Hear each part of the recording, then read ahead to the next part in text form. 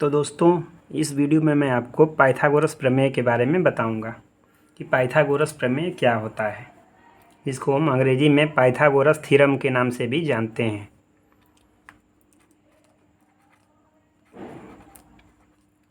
Pythagoras theorem.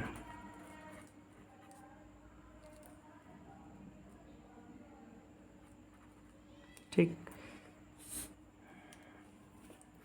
तो दोस्तों, Pythagoras नाम के एक वैज्ञानिक थे। उन्होंने अपना एक थ्योरम दिया था।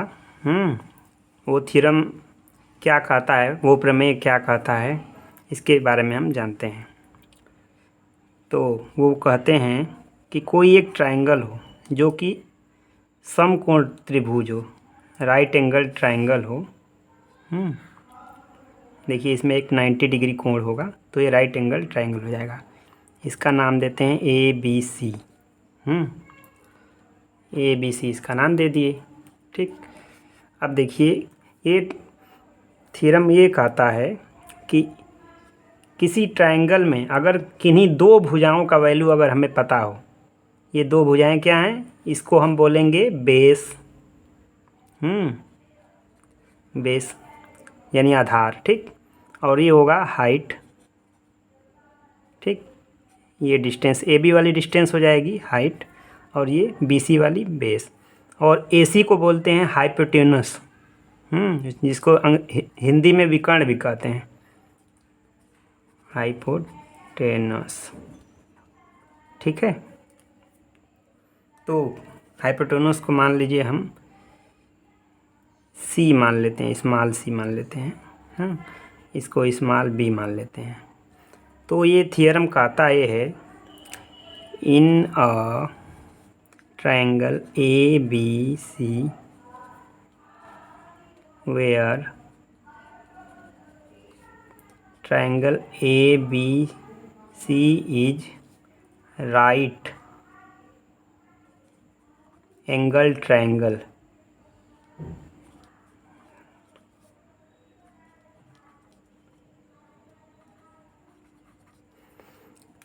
किसी त्रिभुज ABC में, जहाँ त्रिभुज ABC एक समकोण त्रिभुज हो, तो उसका एक रिलेशन उन्होंने दिया था। रिलेशन ये है कि AB स्क्वायर यानी हाइट का स्क्वायर, देखिए हाइट का स्क्वायर, प्लस BC यानी बेस का स्क्वायर, BC का स्क्वायर, ये किसके इक्वल होगा बच्चों? ये होगा हाइपोटेनस की, यानी विकर्ण के बराबर होगा। विकर्ण क्या है? ये AC है, AC स्क्वायर। तो ये रिलेशन इन्होंने दिया था ट्रायंगल के लिए। और ट्रायंगल कौन सा होना चाहिए? राइट एंगल ट्रायंगल होना चाहिए। ये कंडीशन है इसकी। ठीक। इस थ्योरम की सबसे बड़ी कंडीशन यही है कि ये राइट एंगल ट्रायंगल में ही ये नियम फॉलो होता है। ठीक। तो इससे हमें क्या आसानी मिलेगी? इससे आसानी हमको ये होगी कि अगर हमें किन्हीं दो भुजाओं का भी वैल्यू पता होगा, जैसे मान लीजिए बेस पता हो हमको और हाइट पता हो, तो इनको स्क्वायर करके और जोड़ के, और जो वैल्यू आएगी वो AC स्क्वायर होगी, और स्क्वायर हटाएंगे तो अंडर रूट में हो जाएगा, यानी AC की वैल्यू, ये वाली वैल्यू हम पता कर लेंगे हाइपोटेनस की। या फिर अगर हमें हाइपोटेनस की वैल्यू पता हो और बेस की पता हो, ये दोनों के अगर पता हो, तो हम हाइट निकाल सकते हैं। मतलब कोई भी दो भुजा का अगर वैल्यू हमें पता हो, तो हम आसानी से तीसरी भुजा का वैल्यू यानी मान हम निकाल सकते हैं। पाइथागोरस का प्रमेय यही बताता है। ठीक है। तो इसको हम एक उदाहरण के तौर पे भी देखते हैं। अच्छा, इसको देखते हैं। AB की जगह पे हम H लिख सकते हैं। भाई AB को हमने H ही तो माना है, तो H लिखिए, H स्क्वायर, प्लस BC को हमने क्या माना है? स्मॉल B माना है, तो स्मॉल B लिख सकते हैं, बिल्कुल लिख सकते हैं। अच्छा, AC को क्या माना है? AC को क्या हमने माना है? स्मॉल C माने हैं, तो इसको स्मॉल C लिख देते हैं। तो ये है इसका सूत्र बन गया। ठीक है। यानी height square plus base square that is equal to ये दूरी जो है AC यानी स्मॉल C हाइपोटेनस स्क्वायर। अच्छा, एक एग्जांपल लेते हैं, इसको अच्छे से हम समझते हैं पाइथागोरस प्रमेय को। ठीक है। इस वीडियो के द्वारा आपके पाइथागोरस प्रमेय से कोई डाउट नहीं रहेगा, इतना तो कन्फर्म है। ठीक। देखिए, सपोज करिए एक ट्रायंगल हम लोग लेते हैं, राइट एंगल ट्रायंगल, ये देखिए। इसका मान लीजिए हम नाम रख देते हैं DEF, ठीक है, कोई भी नाम रख सकते हैं, हमने DEF रखा, ठीक। अच्छा, तो देखिए इसको जब हमने ट्रायंगल लिया और इसकी मान लीजिए हम DE की वैल्यू हमें पता हो, जैसे DE की वैल्यू मान लीजिए हमको पता है 2 मीटर पता है, हाँ, और EF की वैल्यू भी हमें पता है 3 मीटर,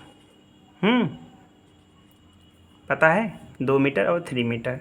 तो हमें जब ये DE और EF, ये दो भुजा, ये भुजा और ये भुजा की वैल्यू अगर हमें पता है तो ये तीसरी वैल्यू हम निकाल सकते हैं कि नहीं, और कैसे निकालेंगे हम आपको इसी के द्वारा, इसी फार्मूले से निकालते हैं।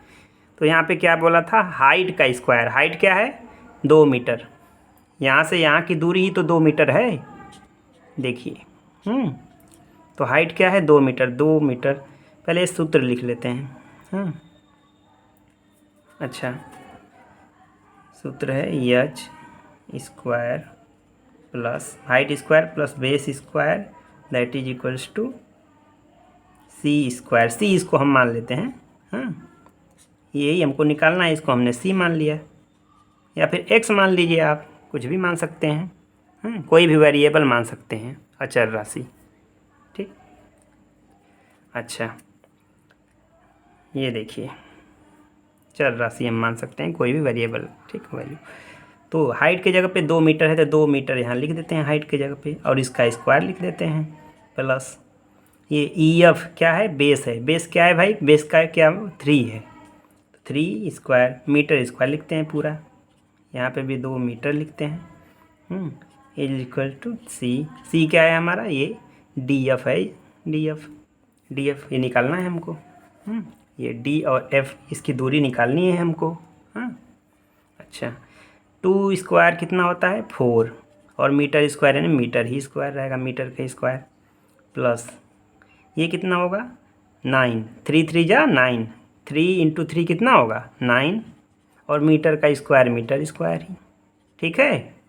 कोई कन्फ्यूजन होगा तो हमें कमेंट करिएगा। ये C स्क्वायर के इक्वल, ये C स्क्वायर है, C दूरी है, D से और F की दूरी जो है वो C है, ठीक है।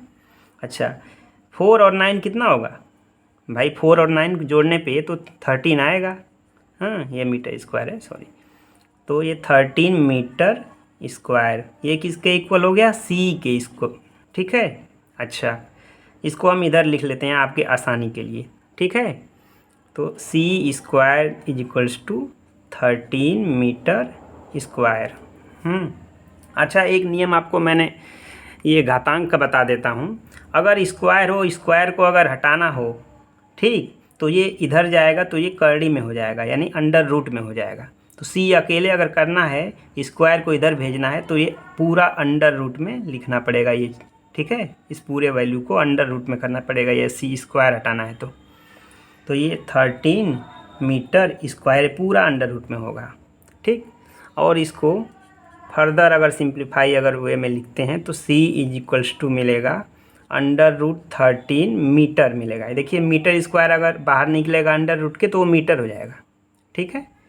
और अंडर रूट 13 की वैल्यू होती है 3.605, यानी C की वैल्यू हो जाएगी, इसका वैल्यू आप फाइंड करिएगा, वर्गमूल निकालेंगे 13 का तो आपको मिलेगा 3.605 मीटर, ठीक। तो ये इसका उत्तर हो गया।